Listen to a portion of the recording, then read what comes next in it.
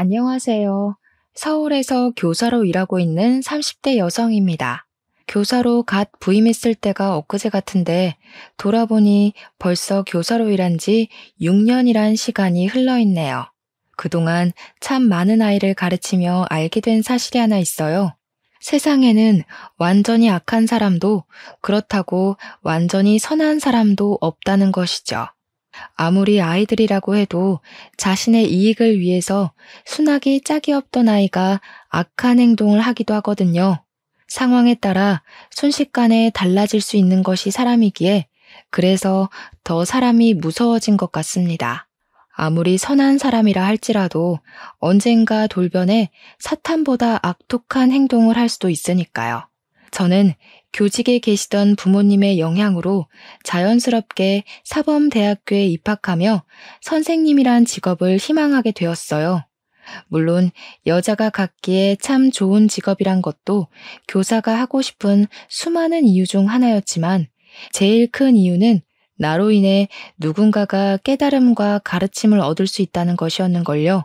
그래서 대학 생활을 즐기기 바쁜 동기들과 달리 열심히 공부에만 매진할 수 있었던 거고요. 그리고 이런 노력 덕분인지 정말 감사하게도 저는 대학교를 졸업하자마자 임용고시에 합격해 꿈에 그리던 선생님이 될 수 있었답니다. 꿈에 그리던 교사가 되다니 참 믿기지 않았죠. 학교로 첫 발을 내디딜 때만 해도 무척 떨리고 두려웠지만 주변 선생님들께서는 가까운 동생을 대하듯 친절하게 대해주셨기에 걱정과 달리 금방 학교에 적응할 수 있었네요. 그중 교감 선생님께서는 저를 딸처럼 아껴주셨고 저 또한 학생들에게 언제나 인자한 모습을 보이는 교감 선생님을 동경했어요. 학교 생활에 익숙해질 때쯤 교감 선생님께서는 선자리를 주선하겠다고 말씀하시더군요. 처음에는 거절했지만 교감 선생님께서는 좋은 짝이 될 거라고 말씀하시며 계속 밀어붙이셨기에 어쩔 수 없이 선자리에 나가게 되었습니다. 반강제적으로 나간 자리였지만 남자는 참 좋은 사람이었어요. 긴장한 나머지 음식을 엎은 실수를 저질렀음에도 남자는 오히려 저를 걱정하며 더러워진 원피스를 손수 닦아주었거든요. 그뿐만 아니라 작은 여행사 사업을 하는 남자는 경제적으로도 탄탄했기에 여러모로 남자에게 마음이 가게 되었죠. 남자 또한 저를 마음에 들어서 했기에 저희는 금세 진지한 관계를 갖게 되었고 저희는 만난 지 1년 만에 백년가약을 올리게 되었답니다. 결혼 준비를 하면서 남편의 집에 가게 되었을 때 제일 놀란 것은 바로 교감 선생님께서 남편의 어머니였다는 것이었어요. 교감 선생님은 제 손을 잡으시며 눈물을 훔치셨죠. 예전부터 김 선생님을 마음에 두고 있었는데 드디어 우리 집 식구가 되다니 참 잘된 일이지 뭡니까? 다른 선생들도 우리 김 선생님을 며느리감으로 어찌나 탐내던지 그 모습을 보고 있자니 자꾸 마음이 급해져서 선자리도 밀어붙였는데 드디어 며느리가 되다니 기쁘기 그지없네요. 어머니, 말씀 낮춰주세요. 이제 제가 어머님 며느리가 되는데 자꾸 존댓말 써주시면 제가 어떻게 어머니를 편히 뵙겠어요. 그래, 우리 며느리가 그러자고 하니 내가 말을 놔야겠구나. 역시 교직에 몸담은 부모 밑에서 자란 우리 며느리는 말 한마디에도 귀품이 있구나. 이래서 윗물이 맑은 집 딸내미를 며느리로 들어야 한다니까. 우리 며느님 결혼하게 되면 앞으로 시애미가 아니라 두 번째 엄마다 생각하렴. 아이고, 결혼하기도 전에 네 시애미가 아주 우리 며느님한테 푹 빠졌구먼. 아가, 결혼식이며 집 문제는 우리가 다 알아서 할 테니 너는 아무것도 챙겨올 생각 말아라. 어머님 아버님께서 교직에 계셔서 훌륭한 성품을 나눠주시긴 했어도 공무원 월급으로 어떻게 딸 결혼 준비까지 시켜주시겠니? 돈 문제는 우리가 알아서 하마. 저희 부부는 시부모님의 전폭적인 지지를 받으며 결혼식을 올리게 되었네요. 결혼한 후 연애 시절에는 보이지 않았던 폭력적인 모습을 보이는 남자들도 있다고 하는데요. 남편은 그 반대였어요. 오히려 결혼 후 더 잘해주려고 노력을 했죠. 시험 기간 문제를 낸 후 밤늦게 집으로 들어올 때면 남편은 국과 밥을 따뜻하게 차려주었어요. 이런 남편의 다정함은 친정 부모님에게도 그대로 넘어갔습니다. 친정 부모님께서 아들이 있었나 착각을 할 정도로 말이에요. 시부모님께서도 언제나 배려를 해주셨기에 저는 과분한 사랑을 받으며 행복한 결혼 생활을 할 수 있었네요. 하지만 단 한 가지 문제가 있다면 그건 바로 시부모님께서 저희의 분가를 허락하지 않는다는 거였습니다.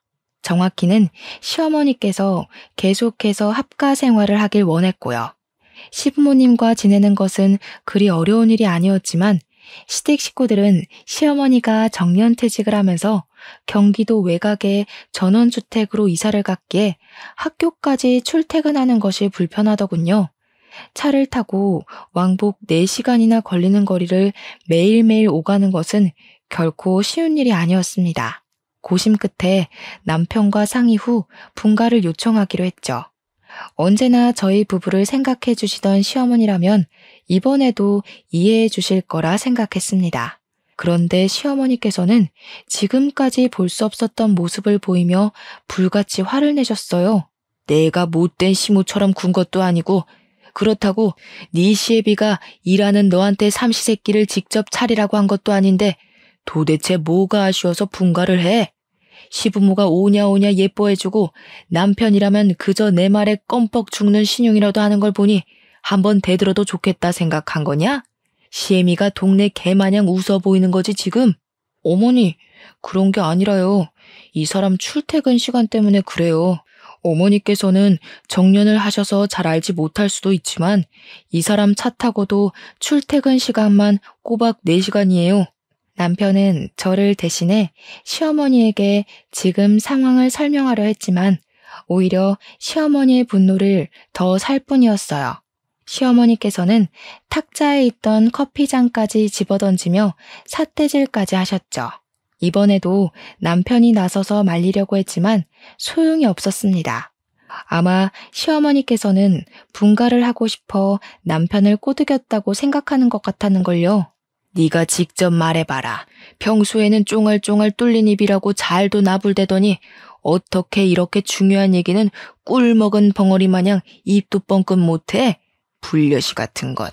교사 부모 밑에서 자랐다고 하길래 다른 집 옆편 애들과 다를 줄 알았다만 남편 뒤에 숨어서 시애미 눈이나 가릴 줄 아는 걸 보니 아주 못 배워먹은 여자들이랑 똑같이 행동하는구나. 분가 문제로 어머니께서 이렇게 화를 내실 줄 몰랐어요. 제가 생각이 짧았네요. 어머니께서 원하시면 분가는 안 하는 걸로 할게요. 그러니 어머니께서도 그만 화를 가라앉혀 주셨으면 좋겠어요. 그 후 분가 물 건너간 것은 물론 시어머니와의 사이 또한 완전히 틀어졌고 그때부터 저는 가시밭길이 깔린 길을 걸을 수밖에 없었네요. 시어머니께서 툭하면 분가를 요청한 것을 트집 잡아 아무도 모르게 교묘히 괴롭히셨어요. 자신과 아들 사이를 떨어뜨리려고 작정을 했다면서요. 이해할 수가 없었습니다.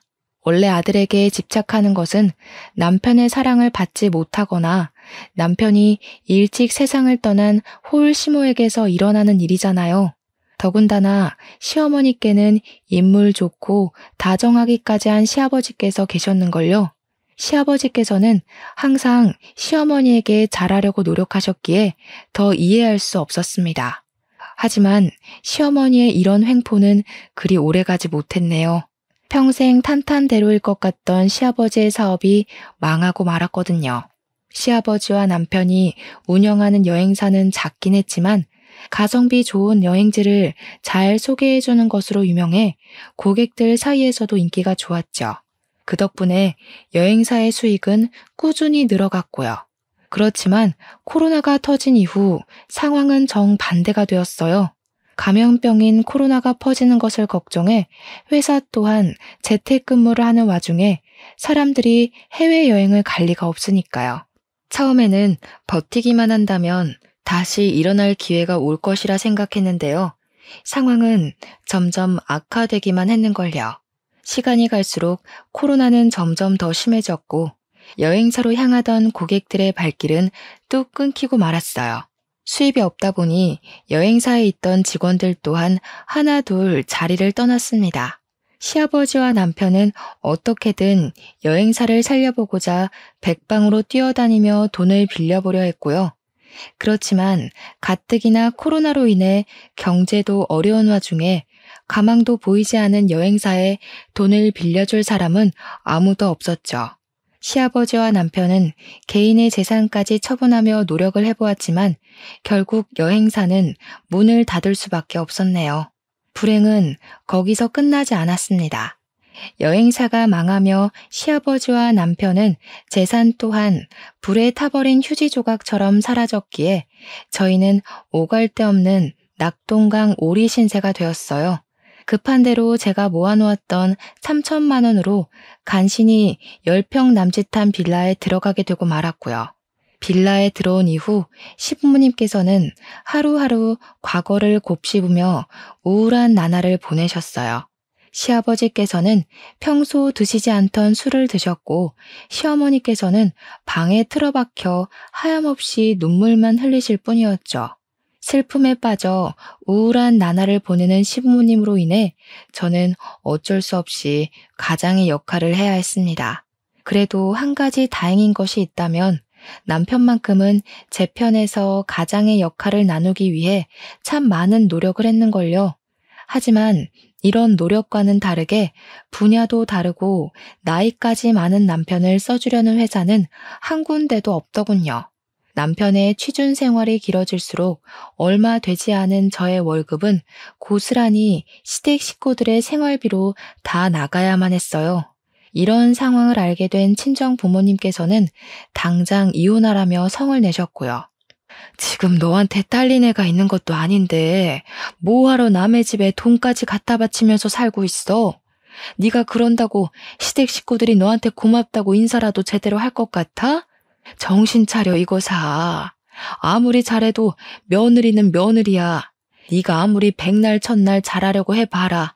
네 시모는 우리 아들 뺏어간 며느리, 아들 키워준 시댁 식구한테 돈 쓰는 건 당연한 일이라고 생각할 거다. 괜한 헛짓하지 말고 지금이라도 갈라서 지금 나더러 집에 있는 남편이라도 버리고 제가라도 하라는 거야? 엄마는 어떻게 말을 그렇게 해? 명호 씨가 엄마한테 얼마나 잘했는지 벌써 잊었어? 우리 집에 아들 생겼다고 좋아하면서 단물 빨 땐 언제고 인제 와서 헤어지라는 이유가 뭐냐고. 세상에 어느 애미가 다 망한 시댁 식구들 뒷바라지 하는 딸년 꼴을 그냥 두고 봐. 이서방이 아무리 잘했다고 하면 뭐하냐. 앞으로 고생길이 훤히 열린걸. 너 계속 이서방이랑 살다간 죽을 때까지 얼마 되지도 않은 월급 시댁에 다 처박으면서 산입에 거미줄 칠 수도 있어. 아직도 애미 마음을 이렇게 몰라?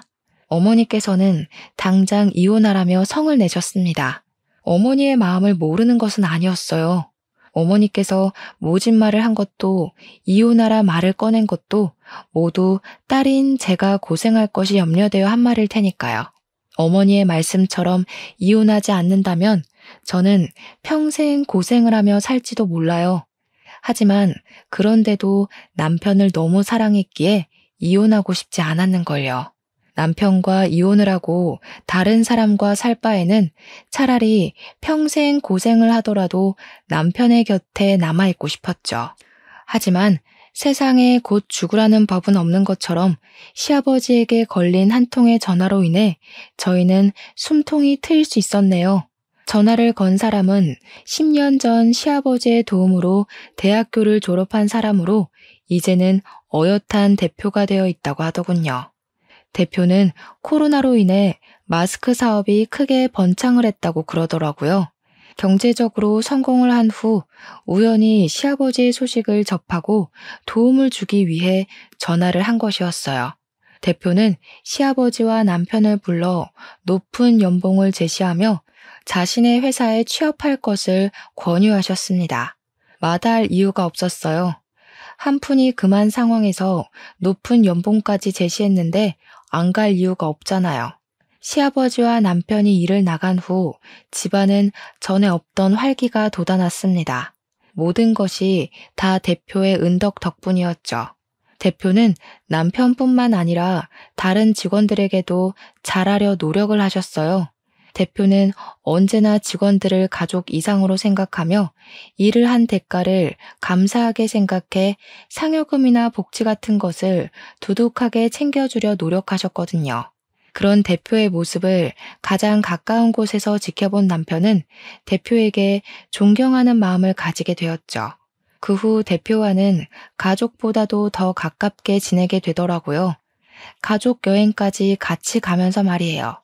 당연한 일이었습니다. 대표 덕분에 빌라 신세를 벗어났기에 은인과도 같은 존재였으니까요. 그렇게 2년이란 시간이 흐르고 그 사이 경제적으로 안정이 됨과 동시에 저희 부부는 드디어 분가하게 되었어요. 그 덕분에 저희 부부는 기다리고 기다리던 아이를 볼 수 있게 되었고요. 소중한 딸아이를 품에 안은 후 저희 부부는 좋은 부모가 되기 위해 애를 썼습니다. 시어머니 또한 딸아이가 태어난 후부터는 좋은 시어머니로서, 좋은 할머니로서 역할을 다하기 위해 힘을 써주셨어요.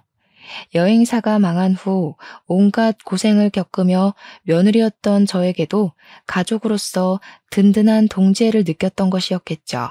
언제나 좋은 모습을 보이려는 시어머니로 인해 저 또한 좋은 며느리가 되기 위해 노력했습니다. 일주일에 한 번씩 시댁을 찾아가면서요.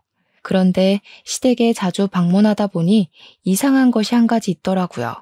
시아버지께서 자꾸만 딸아이의 이름을 까먹는다는 거였죠. 우리 손녀 이름이 뭐더라? 나도 나이가 들었는지 자꾸 까먹게 되는구나. 예슬이잖아요. 아버지가 직접 지어주셨었는데 기억 안 나세요? 맞다. 우리 예슬이. 나도 늙기는 늙었나 보다. 기억력이 예전 같지가 않아. 이거 원 우리 손녀 이름을 적어놓기라도 하든지 해야지. 안 그래도 요즘에 걱정돼 죽겠다. 사소한 것까지 다 기억하던 양반이 손녀 이름은 고사하고 자기 번호까지 까먹었으니 지금도 이런데 더 늙으면 어찌 될는지. 간신히 살만해져서 이제야 2다리 좀 쭉 뻗고 잘 수 있나 했는데 아무래도 나는 늙어서 고생만 하다 갈 팔자인가 보다. 평소 시아버지께서는 자주 보던 사람들의 이름까지 다 기억할 정도로 기억력이 좋으셨기에 더 걱정되었습니다. 하지만 그렇다고 치매라고 간주하기에 시아버지께서는 너무 멀쩡해 보이셔서 나이가 먹은 후 자연스럽게 찾아온 건망증이겠거니 하고 넘어가려고 했어요. 그런데 며칠 후 시어머니께 전화가 걸려오더군요. 이 일을 어쩌면 좋니? 네 시아버지 치매란다. 아이고 세상에. 내가 전생에 무슨 죄를 지었길래 하늘에서 이런 실언을 주는지. 이제 꼼짝없이 치매 걸린 남편 수발이나 들게 생겼으니 어쩌면 좋니? 네? 병원에서 검사하고 온 게 맞으세요? 병원에서 오진했을 수도 있는 거잖아요. 다른 병원에 가서 다시 검사를 해보고 다른 병원에도 가보니 이미 치매가 진행됐다고 하더구나.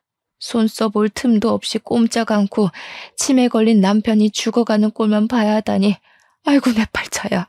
설마 저희 가족 중에 치매 걸린 사람이 있을 거라곤 생각지도 못했기에 충격이 이만저만이 아니었습니다. 갑작스러운 일에 시어머니께서도 심란해한 것이 당연했고요. 치매 판정을 받은 후 시아버지께서는 퇴사를 하셨고 약물 치료를 병행했어요. 조금이라도 치매의 속도를 늦추기 위해서요. 하지만 치매 판정을 받은 충격이 가시기도 전에 시아버지의 치매 속도는 빠르게 진행되었고 시아버지께서는 치매 판정을 받은 지 1년 만에 가까운 사람의 얼굴도 기억하지 못하실 정도로 상태가 악화하였죠. 시아버지께서는 곧 죽어도 요양병원은 가지 않겠다고 난리를 쳤기에 결국 고생하는 것은 시어머니셨습니다. 저희 부부가 도와드리려 하긴 했지만 시어머니께서는 그럴 때마다 자식들에게 손해를 끼치게 하기 싫다며 거부를 하셨는걸요. 시어머니께서는 시댁 일에는 관여하지 말라고 하셨지만 그럴 수가 없었네요. 이대로 있다간 시어머니가 스트레스로 먼저 쓰러지실 것 같다는걸요. 발만 동동 구르던 차 대표는 남편의 출퇴근 시간을 조정해 주셨어요. 시아버지를 간호하는데 조금이라도 보탬이 되라면서요. 대표의 배려로 인해 저희 부부는 틈틈이 시어머니와 함께 시아버지를 모실 수 있게 되었네요. 그렇지만 딱히 상황이 나아지지는 않았어요. 시아버지께서는 병원을 가거나 외출을 할 때 꼭 시어머니와 함께 가겠다고 고집을 부렸거든요. 남편이 시아버지를 어르고 달래 외출을 하려 해도 그럴 때마다 시아버지께서는 더 거세게 반항할 뿐이었습니다. 아버지, 자꾸 왜 그러세요? 어머님도 이제 쉬셔야죠. 언제까지 이렇게 고집 부리면서 힘들게 하실 거예요? 아버님이 계속 이러시면 저희도 다른 방도 없이 아버지를 요양병원에 모실 수밖에 없었어요. 아무리 아버지가 소중하다고 해도 계속 떼쓰면서 어머니를 괴롭히시면 저도 어쩔 수가 없어요. 어르고 달래는 것이 통하지 않자 남편은 시아버지에게 다그치며 화를 냈는데요. 시아버지께 그런 행동은 오히려 독이 되어 더 큰 반항으로 이어지게 되더군요. 밖에 나가 돈 번다고 유세라도 부리는 거냐? 이제 돈도 못 벌고 정신도 온전치 않은 애비는 애비 대접 받은 것도 안 된다 이 말이야? 내가 다른 기억이 다 날아갔어도 이거 하나는 기억난다 이놈아. 네 입에 고기 반찬 넣어주려 뼈 빠지게 고생한 기억 말이다. 그것도 옛날 일이죠. 아버지께서는 하루라도 사고를 안 치시면 입에 가시가 돋는 것처럼 매번 어머니를 괴롭혀서 사고를 치고 다니시는데 아들 된 도리로 어떻게 그걸 보고만 있겠어요? 물론 아버지가 키워주신 것도 감사하게 생각하지만 아버지 혼자만 저를 키우신 게 아니잖아요. 아버지께서 자꾸 행패 부리시면서 어머님 괴롭히시면 저도 어쩔 수가 없어요. 몹쓸 놈. 네 애미한테 뻗친 정성 반만이라도 아픈 애비한테 쏟아봐라. 애비가 멀쩡히 살아있는 지금도 산송장 취급하며 제 애미만 운운하는데 병상에 누워있을 땐 얼마나 멸시하고 업신여길지 아주 훤히 보인다 보여. 자식놈한테 대우도 못 받고 산송장 취급받으며 눈칫밥 먹으며 살 바엔 차라리 자식놈 없는 셈 치고 사는 게 낫겠다. 지난날 너한테 쏟아부은 내 정성이 아까워. 자꾸만 억지를 부리는 시아버지로 인해 근심은 깊어져만 갔네요. 남편과 다툼이 있고 난 뒤 시아버지께서는 무력까지 사용하며 저희 부부를 경계하셨기에 저와 딸은 더 이상 시댁에 갈 수 없었고요. 시아버지의 고집이 날로 심해질수록 시어머니의 안색은 어두워지기만 했어요. 그리고 저희 부부가 시어머니의 건강 상태에 걱정하던 중 일이 터지고 말았습니다.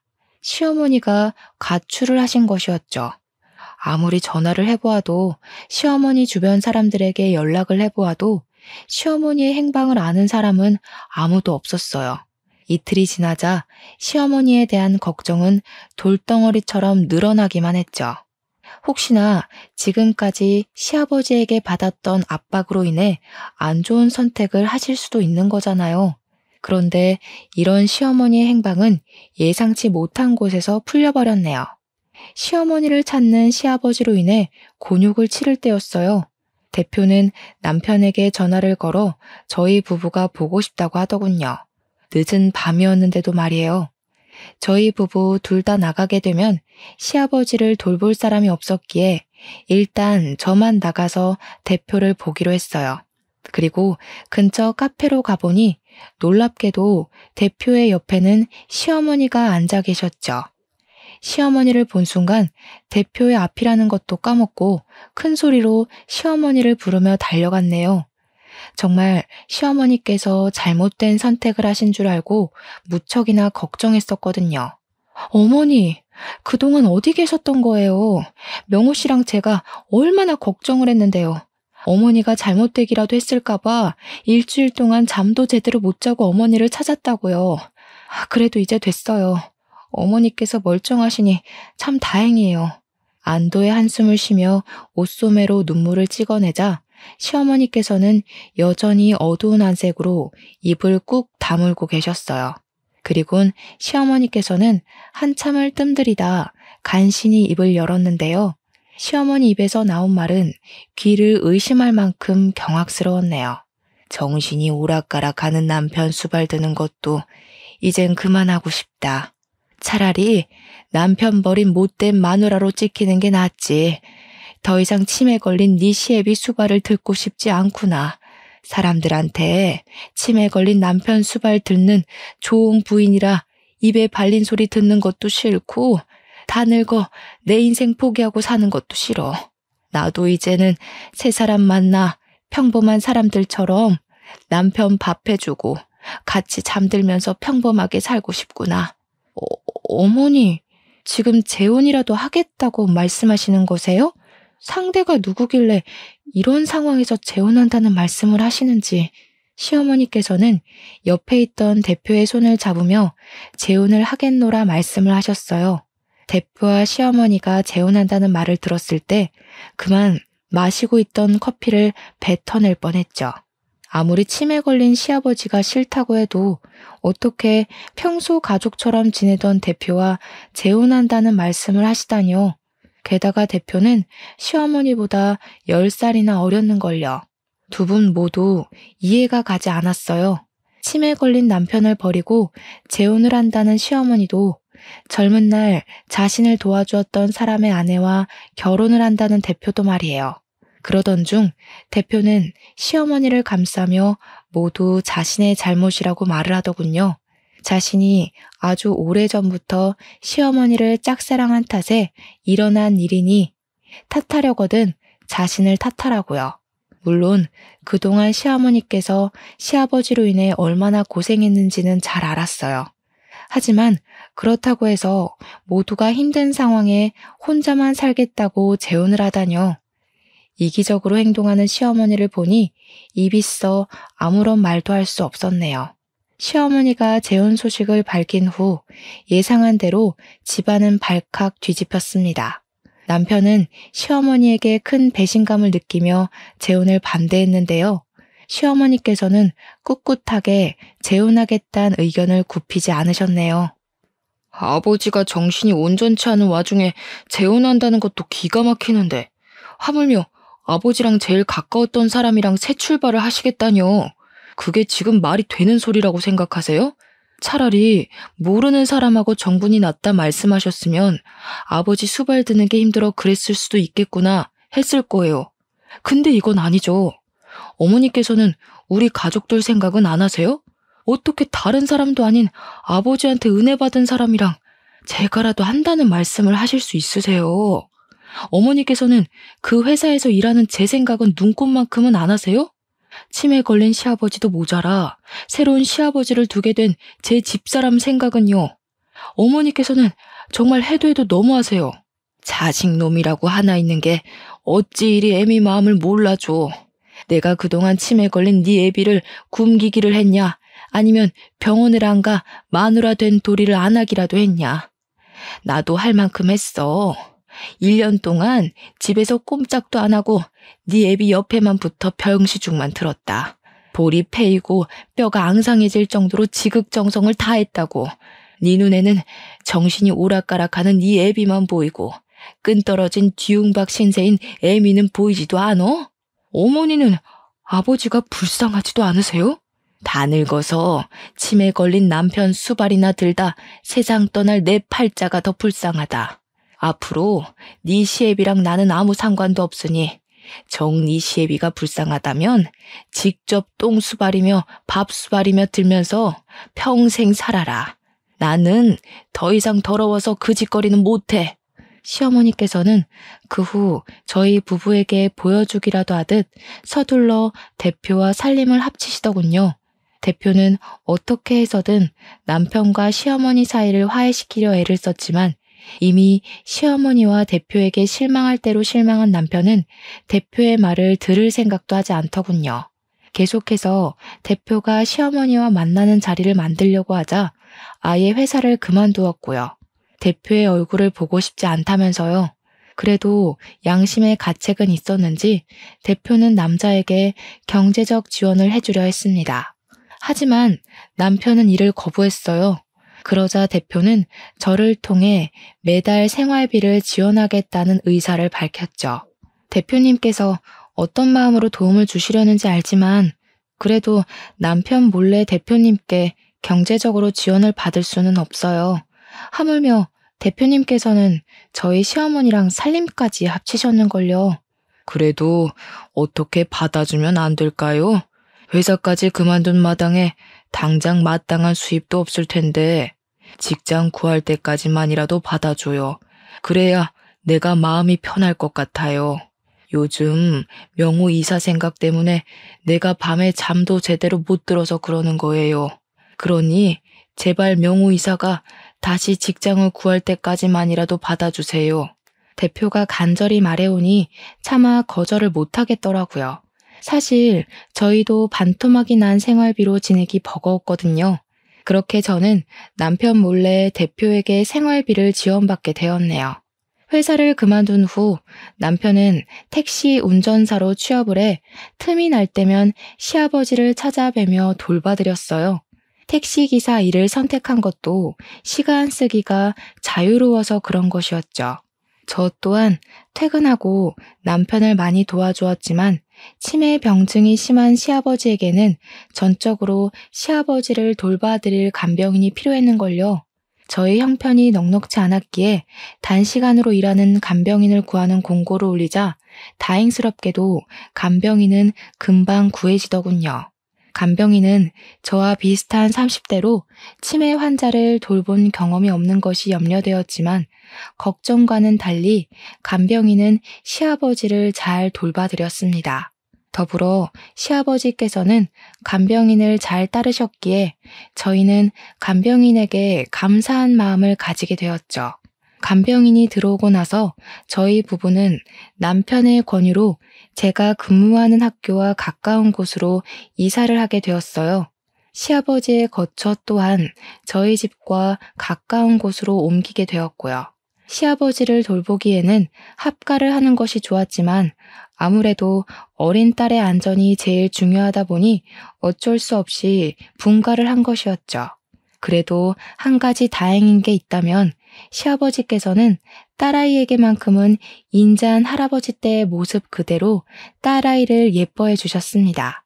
그런데 저희 부부가 시아버지와 합가하지 않는다는 것을 알자 간병인은 먼저 나서 자신이 24시간 시아버지를 돌보겠노라 말을 해주더군요.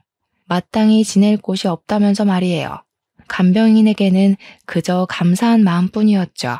돈을 조금 주는데도 불구하고 상주 도우미로 일해주겠다니요. 그렇게 배려해준 간병인 덕분에 저희 부부는 한시름 놓을 수 있었네요. 시아버지를 자신의 가족처럼 잘 보살펴주는 간병인으로 인해 저희 부부는 간간히 같이 시간을 보낼 수 있었는데요. 간병인이 온 지 한 달이 되던 차 시어머니에게서 전화가 걸려오더군요. 전화를 받으려고 했지만 남편은 치매에 걸린 시아버지를 버리고 간 시어머니를 보고 싶지 않다며 전화 받는 것을 거부했죠. 다음날 찜찜한 마음으로 남편과 함께 시아버지를 모시고 병원을 갈 채비를 하고 있었어요. 원래라면 간병인과 남편이 따라가겠지만 간병인은 집에 일이 있다고 말해 어쩔 수가 없었죠. 그런데 막 나가려는 순간 문이 부서질 듯 두들겨졌습니다. 문을 열어보니 그 앞에는 놀랍게도 시어머니가 서 계시더라고요. 여기가 어디라고 찾아오셨어요? 다른 남자의 눈이 돌아 자식도 정신이 온전치 않은 남편 버리고 나갔으면 평생 아들이며 남편 정도는 인생에서 다시는 못 볼 각오로 나가신 줄 알았는데요. 다른 남자한테 빠져서 아버지도 버린 어머니를 저희 집에 들이고 싶지 않으니 당장 나가세요. 남편은 불같이 화를 내며 시어머니를 내쫓으려 했지만 시어머니께서는 도끼 눈을 뜬 채 시아버지에게 달려들었습니다. 그리곤 시아버지의 멱살을 잡아 올리며 울분을 토해내셨죠. 하나밖에 없는 자식 눈 가려 내쫓은 것도 모자라 어떻게 이런 악독한 짓을 해. 명호야, 속지 마라. 네 애비는 지금 거짓말을 하고 있는 거야. 시아버지에게 달려드는 시어머니를 저지하던 남편은 악다구니를 쓰는 시어머니의 모습을 보자 동작을 멈추고 몸을 움찔거렸습니다. 울분을 터뜨리던 시어머니께서는 눈물을 닦고 일어나시더니 저희가 몰랐던 이야기를 하기 시작했네요. 자식한테 부끄러운 애미가 되기 싫어. 그동안 아무리 더러운 일을 당해도 갖은 수모를 겪어도 꾹 참고 넘겼지만 더 이상은 안 되겠어. 나 하나 자식 앞에서 깨끗한 척하자고 더러운 집안이 쑥대밭으로 변하는 꼴을 보는 것도 질렸다. 지금 애들 앞에서 무슨 말을 하려고? 외간 남자 때문에 나가서 집 나갔으면 그걸로 끝이지. 어디 집에까지 와서 행패야?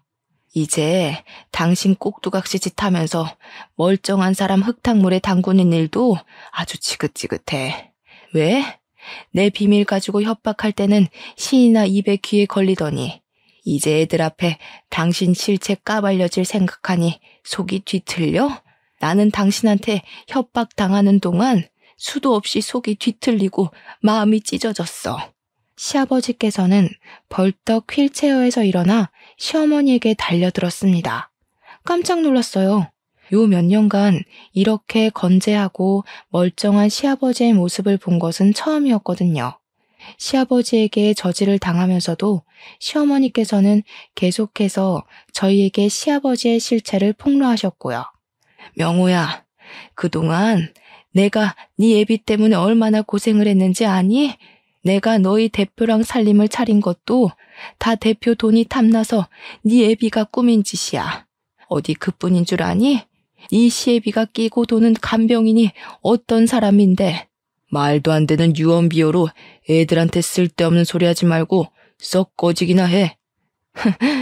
딸버린 내연녀 들여서 끼고 돌 때는 좋아 죽더니 애들 앞에서 까발리니 이제야 겁이 나? 내연녀라뇨? 치매 걸린 노인인 척 눈속임에서 딸버린 내연녀를 간병인으로 곁에 두고 희희낙낙한 거지 뭐긴 뭐냐. 너희는 모두 다 속은 거야. 상상도 할 수 없던 간병인의 정체에 남편은 입을 닫고 뒤로 물러났어요. 깜짝 놀란 것이겠죠. 시아버지께서 치매에 걸린 노인인 척 연기를 했다는 것부터 믿을 수 없는 일 투성이더군요. 모든 것이 다 꿈같이 느껴질 정도로 말이에요. 더군다나 모든 것이 시아버지께서 내연녀와 풍족한 생활을 하기 위해 벌인 일이라니 믿을 수가 없었는걸요. 하물며 시아버지의 말이 맞다면 시어머니께서는 왜 말도 안 되는 시아버지의 요구를 들어주었는지 의문이 들더군요.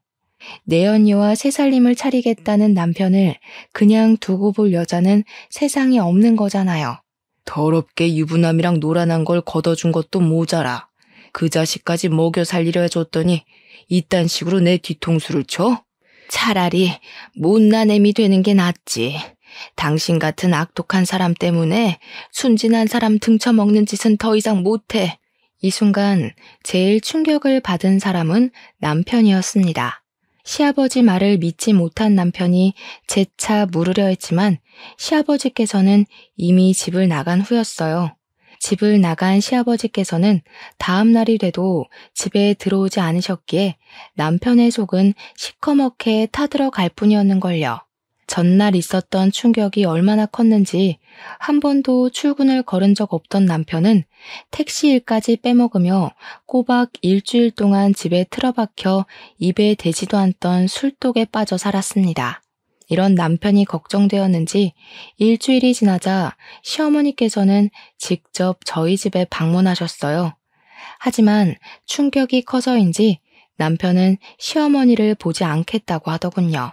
시어머니가 돌아간 후 걱정이 되었어요. 남편이 이대로 계속해서 술독에 빠져 살면 어쩌나 하는 걱정 말이에요. 그렇지만 이런 걱정과는 달리 한 달이 지나자 남편은 매일같이 마시던 술도 끊고 예전처럼 택시기사 일을 시작했죠. 예전처럼 생활하는 남편은 얼핏 보면 상처를 잊은 것처럼 보였지만 꼭 그렇지만도 않았네요. 한 달이 지나도록 집을 나간 시아버지께는 아무런 연락이 오지 않았거든요. 남편이 회복했다는 소식을 듣자 시어머니께서는 다시 저희 집으로 찾아오셨습니다. 이번에는 남편 또한 시어머니와 만나는 것을 거부하지 않았고요. 자리에 앉자 남편은 시어머니에게 왜 유부남과 부적절한 만남을 가져서 자신을 낳았는지 물어보았는데요.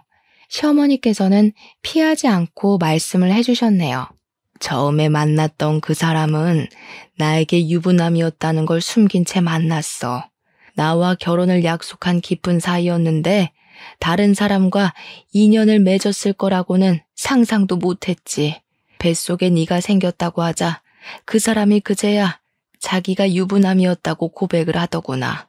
그 사람도 네 할머니도 뱃속에 있는 너를 지우라고 난리였지만 차마 나한테 찾아온 너를 지울 수가 없더구나. 그래서 평생 혼자 살 각오로 너를 낳아서 키우게 된 거였지. 그럼 말씀하신 대로 평생 혼자 사셨어야죠. 왜 애꿎은 아버지랑 결혼해서 이사다를 내셨어요? 나도 처음엔 평생 혼자 살 생각이었어. 근데 옆집으로 이사를 온 후 네 아버지가 계속 나를 따라다녔지. 사실을 털어놓고 나면 금방 물러갈 거라 생각했었는데 오히려 네 아버지는 다 이해할 수 있다며 오히려 결혼하자고 말하더구나.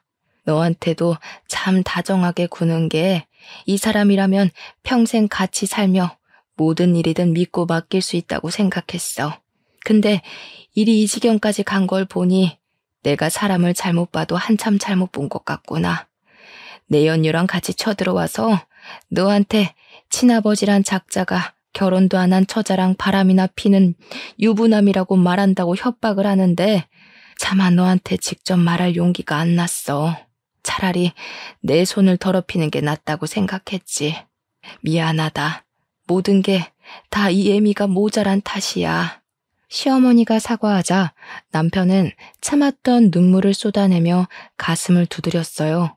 그러면서 시아버지만을 위하며 시어머니를 몰아낸 자신을 탓하고 원망하며 지난 날을 후회했죠.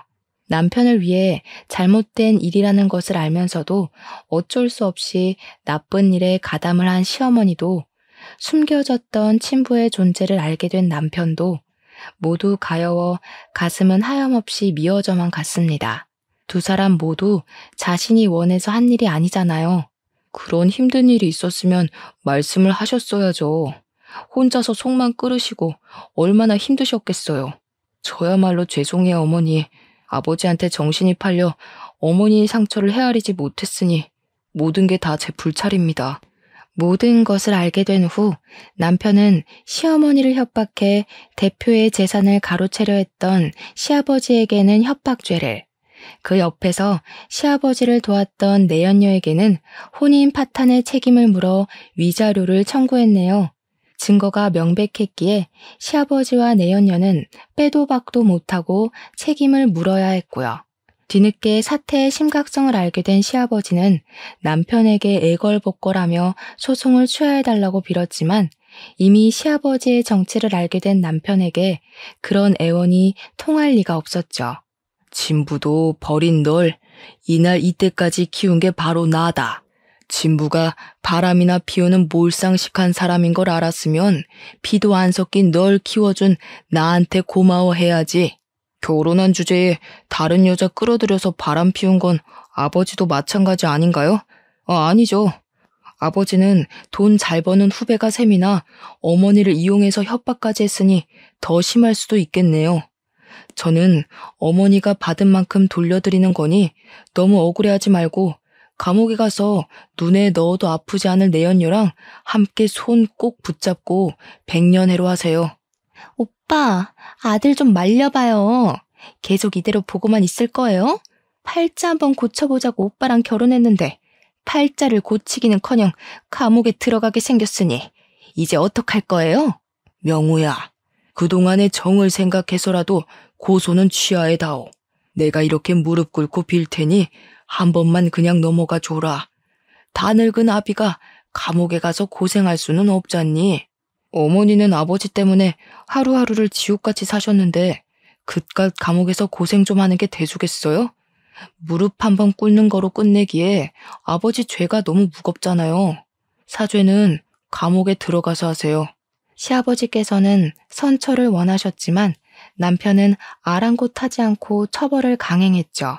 결국 법원은 시아버지에게는 징역 6개월을 선고했고 내연녀에게는 혼인 파탄의 책임을 물어 500만 원을 물게 하며 악연의 끝을 보였네요. 시아버지와 가족의 인연을 끝낸 후 남편은 다시 대표의 회사로 복귀를 했어요. 시어머니께서 모든 일을 털어놓았음에도 끝까지 그 옆을 지키며 법적으로 시아버지와 내연녀가 처벌받을 수 있게 도와주었거든요. 남편은 그 후 변하지 않고 한결같이 시어머니를 감싸준 대표에게 마음을 열기 위해 노력했어요. 그 마음을 아는 대표는 남편을 감싸주었고요. 현재 남편은 회사의 이사가 되었고 저희는 그 어느 때보다 평온한 나날을 보내고 있답니다. 하지만 시아버지는 잘 지내지 못하는 모양인지 계속 저희 부부에게 연락을 해오곤 하네요. 아마도 징역살이를 하는 동안 내연녀가 도망가고 혼자가 된 채 쓸쓸하게 시간을 보내니 심적으로 힘들어서 그런 것 같아요. 시아버지께서는 구구절절 하소연하시지만 불쌍하기는커녕 오히려 인과응보라는 생각이 듭니다. 오히려 시아버지와 같은 악독한 사람과 살았던 시어머니가 안타까울 따름이죠. 지금 제가 바라는 것은 단 하나. 저희 가족들이 지금처럼 행복하게 지내는 거예요. 이런 걸 보면 사람은 무지막지하게 악해질 수도 있지만 그런데도 사람들과 함께 모여 사는 이유는 결국 구원을 받는 것 또한 사람의 선함이기 때문인 것 같네요. 폭풍이 지난 하늘이 더 막듯이 악했던 시아버지로 인해 사람의 악함도 더할 나위 없이 선한 마음도 믿게 되었는데요. 저는 이번 일을 계기로 선한 마음을 가진 사람이 되고자 합니다. 그럼 지금까지 길었던 이야기를 들어주신 시청자분들에게 인사를 올리며 이야기의 마침표를 찍도록 할게요. 시청자분들 진심으로